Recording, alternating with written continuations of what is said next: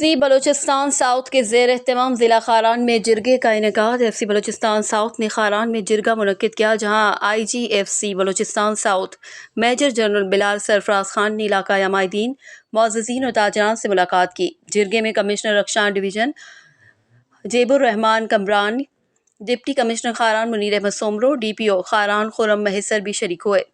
जिरगे का मकसद अवाम के मसाइल बराह रास्त सुनना था, जबकि ज़िला खारान के बुनियादी मसाइल, सेहत और तालीमी सहूलियात जैसे अहम मामलात पर भी तबादला ख्याल किया गया। IGFC बलूचिस्तान साउथ ने यकीन दहानी करवाई कि ज़िले इंतज़ामिया के साथ मिलकर तमाम मसाइल को फौरी हल किया जाएगा। मज़ीद बरां उन्होंने कहा कि FC बलूचिस्तान साउथ की जानिब से फ्री मेडिकल कैंप्स का इनेकाद किया जा रहा है और ज़िले इंतज़ामिया के ताउन से गैर फ़आल अस्पतालों और स्कूलों की बहाली के लिए भरपूर कोशिश की जा रही हैं।